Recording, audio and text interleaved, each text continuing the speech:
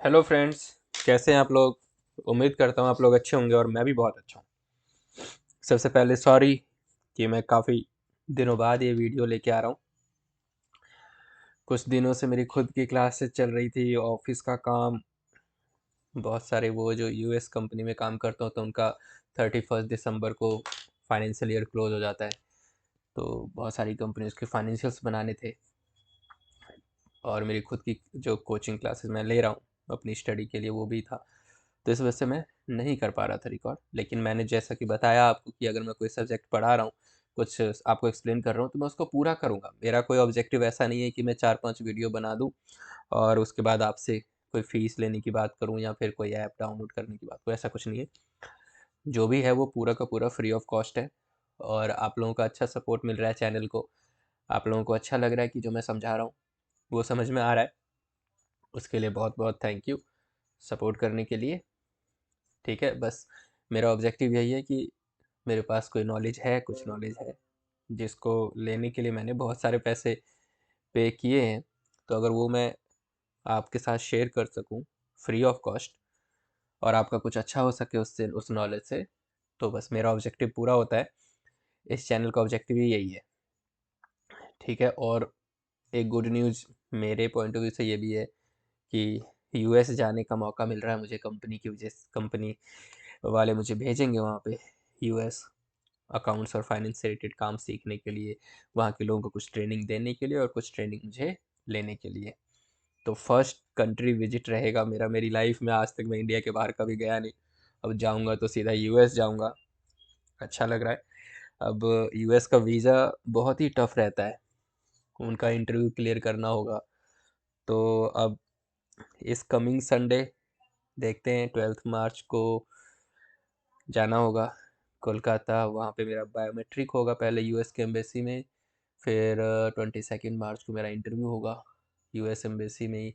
वो लोग देखते हैं क्या पूछते हैं सवाल, और अगर इंटरव्यू क्लियर होता है तो वीज़ा अप्रूव कर देंगे। फिर 10 साल के लिए वो वीज़ा वैलिड रहेगा। फिर मैं कितनी बार भी आना जाना मेरा हो सकता है। Hope for the best. आप लोगों की बेस्ट विशेज रहेंगी तो इंटरव्यू भी क्लियर कर जाएंगे। देखते हैं। और देखो, एक स्टूडेंट रहने का मतलब सही में अगर आप मेहनत कर रहे हो, सही में आप पढ़ाई कर रहे हो तो उसका बहुत बेनिफिट मिलता है। इंडस्ट्री में भी, आपके हर फील्ड में अगर आप ईमानदार हो, मेहनत करते हो, ईमानदारी से मेहनत करते हो, मतलब आप अपने आप से कोई बेईमानी नहीं करते। दूसरों से बेईमानी की तो बात ही दूर दूर की बात है। अगर आप अपने आप के प्रति ईमानदार हैं तो जिस फील्ड में भी आप सक्सेस चाहते हैं, और हो सकता है वो थोड़ी सक्सेस लेट मिले लेकिन मिलेगी ज़रूर, बट आप कोशिश करते रहिए, हिम्मत मत हारिए। और कई बार ऐसा लगता भी है कि यार ये सब हमसे आगे निकल रहे हैं, हम पीछे छूट जा रहे हैं। तो कई बार होता है ना कि कितनों को घर से निकलते ही मिल गई मंजिल, कुछ मेरी तरह उम्र भर सफ़र में रहे। तो जो हम सफ़र कर रहे हैं या जिस चीज़ को पाने की कोशिश कर रहे हैं, उसके लिए जो कोशिश है ना वो बहुत ही ईमानदारी पूर्वक होनी चाहिए, मेहनत होनी चाहिए उसके पीछे। अपना बेस्ट एफर्ट आप लगाओ किसी भी चीज़ के पीछे। मैं ये नहीं कह रहा स्टडी या फिर मतलब जो भी है, अगर आप कुछ खेल रहे हो, कुछ नया ट्राई कर रहे हो, कुछ बिजनेस ट्राई कर रहे हो, कुछ नौकरी में तरक्की चाहिए, प्रमोशन चाहिए, है ना? किसी भी फील्ड में जो भी आप करना चाहते हो, जो आपका ड्रीम है, जो आपका पैशन है, या अपने लाइफस्टाइल को इम्प्रूव करने के लिए जो आप करना चाहते हो, वो होगा ज़रूर। टाइम लग सकता है लेकिन। चलिए, ऑनलाइन पोर्टल की बात करते हैं। देखो, online portal for manufacturing, e commerce application in manufacturing. कह रहे हैं कि मैन्युफैक्चरिंग क्या होती है? यार, किसी प्रोडक्ट को, ये मान लेते हैं ये प्रोडक्ट है, इस प्रोडक्ट को कहाँ बनाया जाएगा? किसी फैक्ट्री में। बड़ी बड़ी फैक्ट्रीज होती है जहाँ प्रोडक्ट्स बनते हैं। मैं जिस कंपनी में काम करता हूँ वो लोग चाइना में प्रोडक्ट बनाते हैं, इंडिया में प्रोडक्ट बनवाते हैं, है ना? और उसको फिर वो शिप कर देते हैं यूएस से अमेरिका। फिर वहाँ से वो डिस्ट्रीब्यूट करते हैं अलग अलग अमेरिका के स्टेट्स में, राइट? तो अब यहाँ पे जो मैन्युफैक्चरिंग कर रहे हैं ये लोग, क्या मैन्युफैक्चरिंग में ये लोग ई कॉमर्स एप्लीकेशन यूज कर रहे हैं?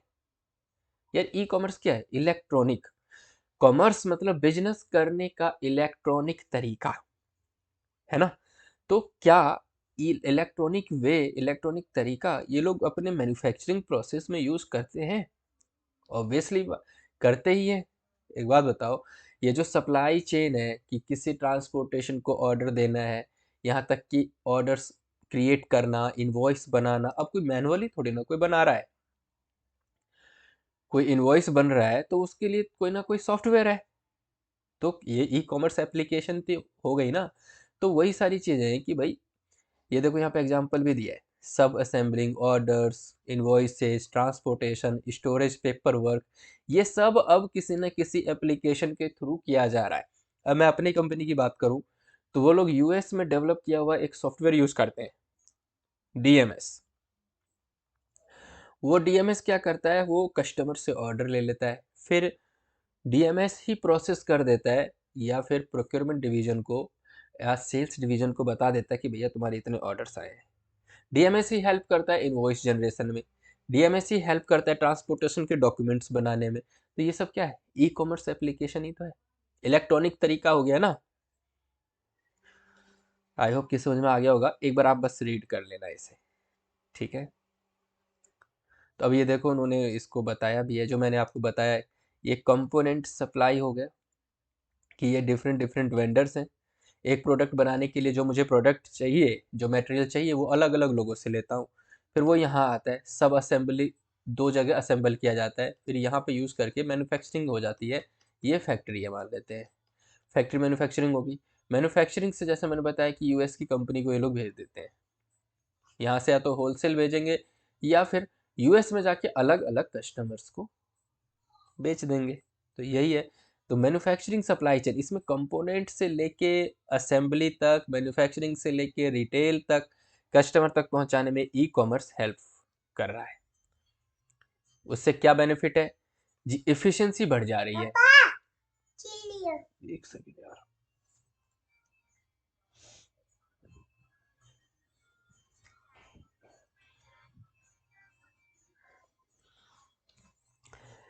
एफिशिएंसी कैसे बढ़ जा रही है, देखो एफिशिएंसी दो चीज़ें आती है, एक है एफिशिएंसी और एक है इफेक्टिवनेस। जैसे कि आप रूटीन बनाते हो कि यार मैं ना सुबह 5 बजे उठूंगा और 5:15 से पढ़ना शुरू कर दूंगा, ठीक है, और 5:15 से 10:15 तक पढ़ूंगा, 5 घंटे पढ़ूंगा ऑफिस जाने से पहले। ये मेरा मेरा रूटीन रहता है कि मैं ऑफिस जाने से पहले 5 घंटे पूरे कर लूँ, क्योंकि मैं 10:15 बजे ऑफिस के लिए निकलता हूँ। तो मैं 5 बजे उठ के 5:15 बजे बैठ जाता हूँ और 10 सवा 10 बजे तक पढ़ता हूँ, बैठा रहता हूँ पढ़ने के लिए। तो ये हो गया इफिशियंसी, मेरी कैपेसिटी क्या है कि भाई हाँ 5 बजे उठ सकता हूँ, कैपेबल हूँ मैं, और 5 घंटे बैठ सकता हूँ। लेकिन इफेक्टिवनेस की बात करते हैं तो जैसे कि मैं अपनी डायरी में लिखता हूँ कि भाई मेरा टाइम तो था 5 बजे उठने का, 5:15 से 10:15 पढ़ने के, लेकिन मैं लिखता हूँ उसमें इफेक्टिव स्टडी कि भाई 5 घंटे तो मैं बैठा, लेकिन मेरी पढ़ाई कितनी हुई है। तो अगर मैं पढ़ा 3 घंटे, 4 घंटे, 2 घंटे, तो जो एक्चुअल में मैंने पढ़ाई की है 2 घंटे 3 घंटे, तो वो मेरा इफेक्टिवनेस होगा। 5 घंटे बैठना मेरी इफिशियंसी है, मैं मेरी कैपेसिटी है, लेकिन 3 घंटे ही आउटपुट निकला, वो मेरी इफेक्टिवनेस है। तो इसका मतलब ये कि अगर मैं 5:15 से 10:15 तक बैठ गया तो इफिशियंसी तो मेरी 100% रही, लेकिन अगर मैं पढ़ाई 2.5 घंटे की हुई है 5 में से, तो मेरा इफेक्टिवनेस का परसेंटेज 50% ही रहेगा। तो आप जब भी कुछ करो ना, तो सबसे पहला फोकस इफेक्टिवनेस पे मत करो, सबसे पहला फोकस इफिशियंसी पे करो। मेरी कैपेसिटी तो हो यार, कम से कम भी 5 घंटे बैठना है या 5 घंटे किसी भी चीज़ की प्रैक्टिस करनी मान लेते हैं, ठीक है। तो एक बार आपकी इफिशियंसी डेवलप हो गई, 5 बजे उठना है, उठना उठना, आपने उठना शुरू कर दिया, आदत हो गई, धीरे धीरे देखो सारी चीज़ें स्टेप्स में होती है ना, सडनली तो कुछ नहीं होने वाला। तो पहले इफिशियंसी डेवलप करो, एक बार इफिशियंसी आ गई तो इफेक्टिवनेस अपने आप ही आ जाएगी। जब मैंने 16 जनवरी से ट्रैक करना शुरू किया था, आज लगभग 50 दिन होने वाले हैं स्टडी के, तो उसमें मैंने देखा यार, जब मैं लिखने लग गया ना कि इफिशियंसी तो ठीक थी, लेकिन इफेक्टिवनेस में 25% आ रहा है, 40% आ रहा है। लगभग लगभग 1 महीना हो गया 16 फरवरी तक, तो मैंने देखा 52% ही इफेक्टिव स्टडी हुई है। लेकिन उसके बाद जब सडनली 17 फरवरी से जब मेरा दोबारा पढ़ना शुरू हुआ, तो मैंने सोच लिया यार इस बार 52% को ना 100% पे लेके जाना है। एफिशिएंसी तो हो गई है, एफिशिएंसी की टेंशन नहीं है, मैं बैठ सकता हूँ 6 घंटे 7 घंटे। निकाल सकता हूँ पढ़ने के लिए टाइम, है ना। तो एफिशिएंसी वाली प्रॉब्लम खत्म होगी पहले महीने, 52% इफेक्टिव रहा। दूसरे महीने में आके एफिशिएंसी की टेंशन थी नहीं, बस 52% को बढ़ाना था, 95 और 100 पे लेके जाना था। ठीक है, तो जो ये ई कॉमर्स है वो आपकी एफिशिएंसी को बढ़ाता है। मैं आपको ना आपकी स्टडी से रिलेट करके इसलिए बता रहा हूँ ताकि आप इसको अपनी लाइफ में भी फॉलो कर पाए। रिड्यूसिंग कॉस्ट और साइकिल टाइम, ऑब्वियसली बात है भाई, पे मैनुअल अगर काम कोई करेगा एक बंदा तो कितने इनवॉइस बना लेगा। अगर 1000 ऑर्डर, तो एक बंदा 1000 ऑर्डर तो नहीं बना सकता, उसके लिए मुझे 2-3 एम्प्लॉय रखने होंगे और तीनों की सैलरी देनी होगी। अब लेकिन मशीन है, ई कॉमर्स एप्लीकेशन है, तो चुटकियों में 1 घंटे 2 घंटे में इतने इन्वॉइसेस निकल जाएंगे।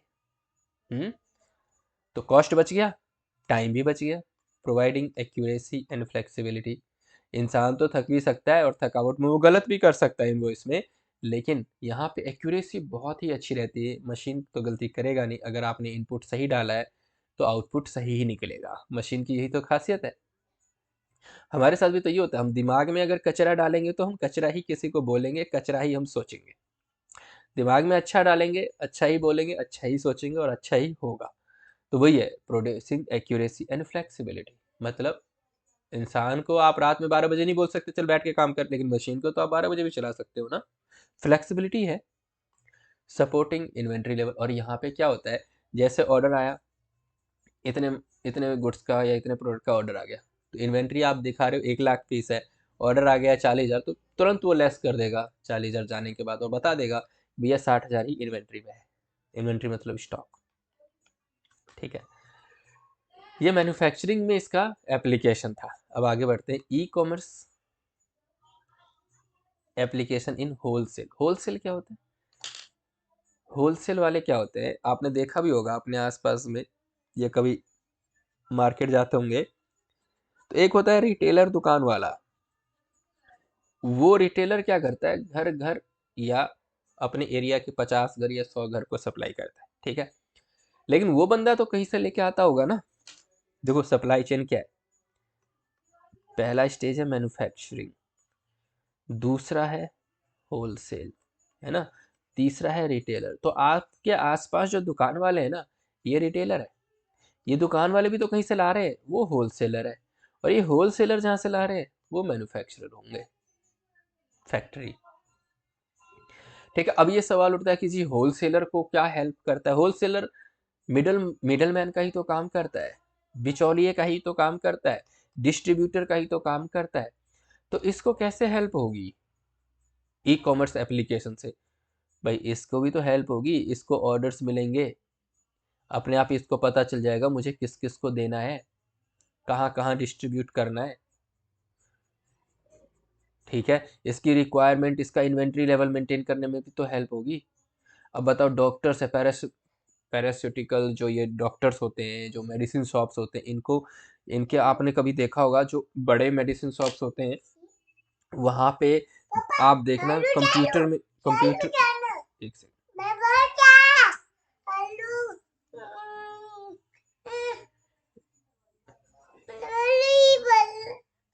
ये लो, एक सेकंड यार, सॉरी, ये लो